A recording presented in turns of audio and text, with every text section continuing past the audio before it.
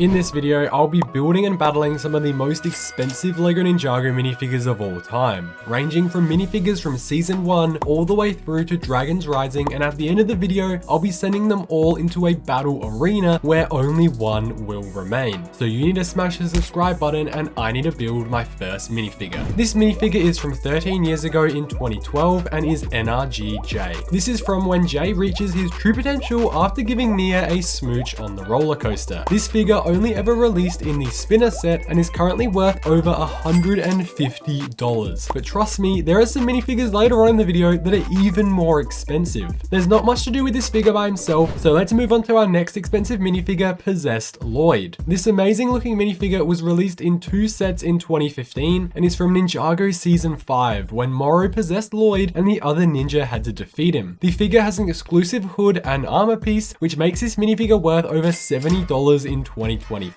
Next, let's go to a more recent minifigure and look at Kerr from Dragons Rising. Kerr is one of the members of the Forbidden Five who were trying to awaken Thunderfang, the Chaos Dragon, in Dragons Rising Season 3. She only ever came in this new set, Lloyd's Mech Jet, which is the coolest mech for Lloyd and can even be transformed into a flying jet to help take out Thunderfang. Kerr features some awesome arm printing and a spooky mummy-like design, and because of this, she is worth about $30 today, which isn't as much as the other figures, but given she's brand new, she will definitely raise in price very quickly. Another villain minifigure to look at is the amazing Samukai from the original Ninjago series. This character was the leader of the skeleton army under Lord Garmadon and is such an awesome looking minifigure. He features not only 4 arms but a huge snapping jaw, which he'll bite you with if you don't leave a like on this video. And because this minifigure is so unique, he is worth over $80 brand new. Now let's look at a super rare version of the most iconic sensei from Ninjago, Sensei Wu. This variant of Wu only ever came in the Land Bounty set in 2019, a super massive version of the Destiny's Bounty with cannons and these huge wheels capable of covering any kind of terrain. This Sensei Wu features a special cloth cape piece which is very rarely used on LEGO minifigures, and this Sensei Wu is worth over $50 today since it's so amazing but not quite as expensive as a version of Wu's nephew that we'll see later in the video. Then we have probably the most iconic LEGO Ninjago villain of all time, being Pythor. LEGO has made so many different versions of Pythor over the years, some are purple and some are white, however this expensive one is white. This Pythor only ever came in the Samurai X Cave Chaos set, a huge set that I own, but I don't want to take out of my cupboard, it's very annoying to move.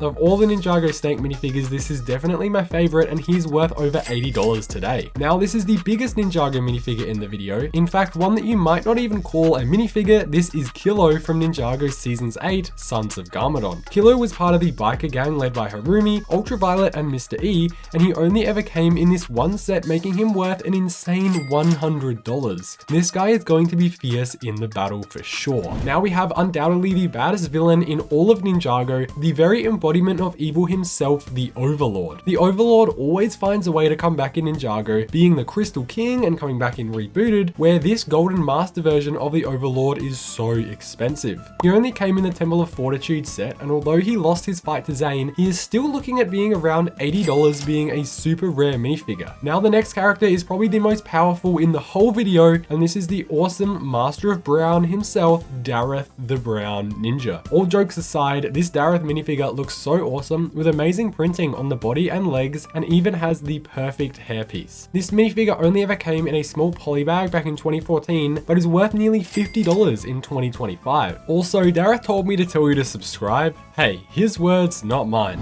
We can now get into our final minifigure for the video, and this minifigure is super valuable. Only ever released in this minifigure cube back in 2015, this is the amazing Lloyd DX, where LEGO went back to give Lloyd a suit so that he could match his 4 brothers. This suit for Lloyd honestly looks super amazing and even says his name on the back, and because this minifigure is so rare and only came in the one set, he is worth more than $300 today. Like literally this minifigure is so rare I feel scared holding it in my hands. Anyway, now that we have our competitors, let's get straight into the battle. The stage is set for our competitors to take battle. The crowd is ready, the excitement has built. Let's enter our competitors. On the left team, we have the ninja made up of Jay, Possessed Lloyd, Wu, Dareth, and DX Lloyd. And they will be up against the villain team with Kerr, Samukai, White Pythor, Kilo, and the Overlord. Up first, Jay versus Samukai. Fight! Jay charges forward with his nunchucks of lightning and attacks Samurai using the Sword of Fire. Samurai blocks the attack and freezes Jay with the shurikens of ice. With Jay now frozen, Samurai smashes the ice and knocks Jay out. About to celebrate, Samurai picks up the final golden weapon and suddenly begins to shake, overwhelmed by power, and boom, evaporates into nothing, making Jay the winner and moving on to the next round. Up next, Possessed Lloyd versus Kerr.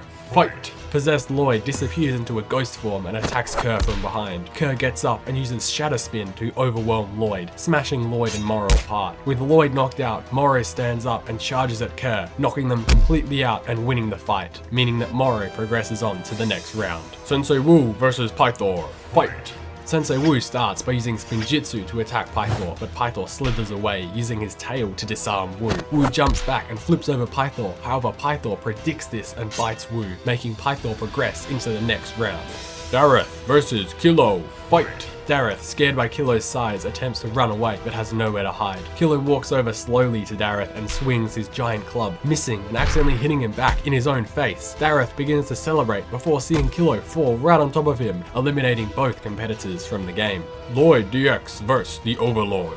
Fight! It's the battle between good and evil. Lloyd begins to charge a giant attack, however the Overlord is also charging a golden blast. Both competitors shoot their power, however the Overlord is too much and destroys Lloyd, meaning that the Overlord moves on. We now move on to the final four, where we have Energy J versus Pythor. Fight! Jay, now without a weapon, ducks and weaves around Pythor's attacks. Pythor uses his Anaconda ability to go invisible. Jay looks around and shoots lightning into the air, luckily hitting and paralyzing Pythor. Jay wins and will move on to the finale. Morrow versus the Overlord. Fight! The Overlord is quick to attack, jumping straight at Morrow. Morrow disappears, attempting to hide, but the Overlord sniffs him out before he begins unleashing power into Morrow, taking over his body, fusing himself with Morrow and progressing on to the next round. We now have the ultimate battle between NRGJ and the Morrow Overlord. NRGJ versus Morrow Overlord. Fight! Both competitors are equally matched, both attacking hard and fast. The Overlord lets out a powerful attack and takes down Jay. However, he begins celebrating too early, allowing Jay to charge up a lightning blast, and with that, Jay has won the tournament. If you enjoyed the video, please subscribe and comment any ideas for future videos. See you in the next one.